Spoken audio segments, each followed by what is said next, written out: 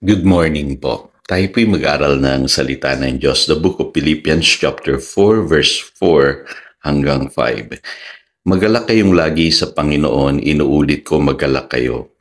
Ipadama ninyo sa lahat ang inyong kabutihang loob, malapit nang dumating ang Panginoon. Sa ibang salin po ang sabi naman diyan, the Lord is near. Laging puno ng kagalakan. So ito po ay bunga ng pananampalataya. Mapapansin niyo po na ang isang obvious na palatandaan na mayroon po kayo, na mayroon kayong pananampalataya, ay yung taglay-taglay po ninyo, yung kagalakang nagmumula sa Panginoon. Yan ang sinasabi ng 1 Peter chapter 1 verse 8. Sabi rito, though you have not seen Him, you believe in Him and are filled with inexpressible and glorious joy.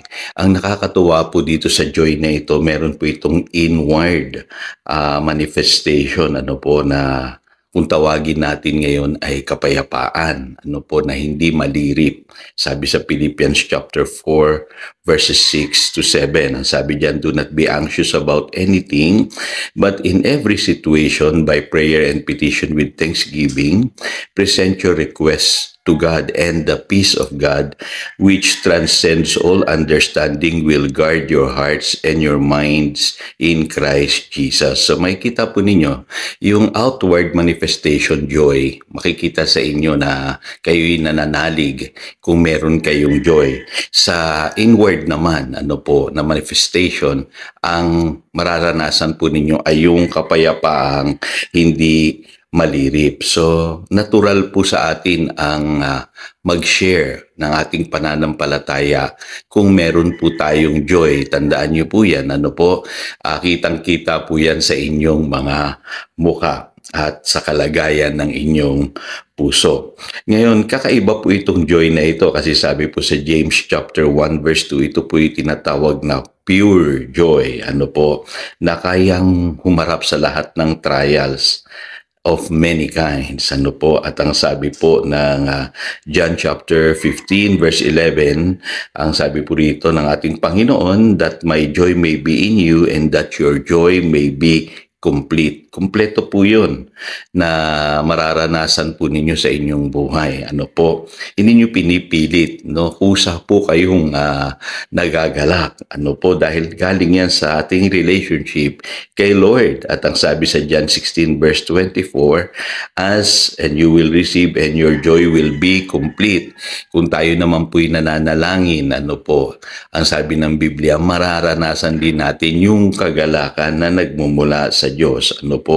At sa John 17 verse 13, malinaw na sinasabi diyan, yung full measure ng joy ng Panginoon, yun po ang ibinigay niya sa atin. Kaya pansinin niyo po, nakakaharap tayo sa lahat ng uri ng pagsubok ng may kagalakan. So lagi niyo tatandaan, kapag kayo po ay nagagalak, yan ay palatandaan na meron kayong buhay na pananampalataya.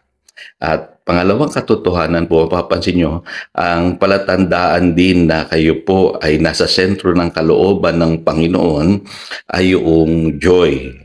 Sabi sa Romans chapter 14 verse 17, for the kingdom of God is not a matter of eating and drinking, but of righteousness, peace, and joy in the Holy Spirit.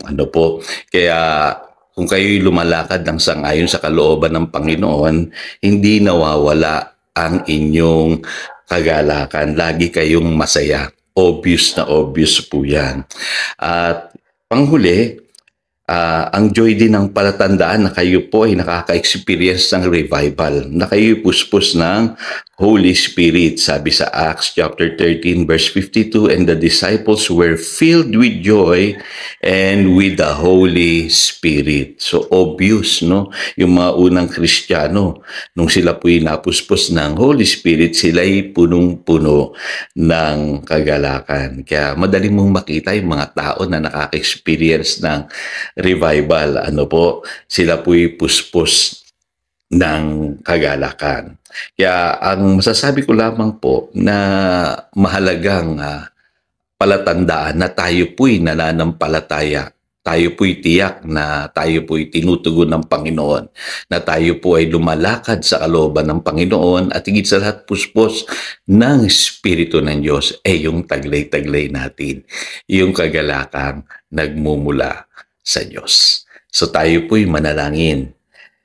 Salamat Panginoon na ibinigay mo yung joy mo sa amin, Panginoong Jesus. Na ito po ay mapapakinabangan namin sa panahon ng mga pagsubok at problema. At ito po ay obvious na palatandaan at merong inward manifestation of peace sa aming puso. Kaya nawawala sa amin yung pagkabalisa. At kami po ay nagagalak sa lahat ng pagkakataon, even sa mga bagay na hindi namin maipaliwanag na nangyayari sa aming buhay. Kaya Panginoon, dalahin ko po, puspusin mo kami ng iyong espiritu at ng iyong kagalakan nang masentro yung aming buhay sa iyong kalooban. At higit sa lahat, maging mahusay na patutuo po ang aming buhay dahil sa taglay-taglay naming kagalakang nagmumula sa iyo. Salamat Panginoon. Yan po ang aming panalangin in Jesus' name. Amen.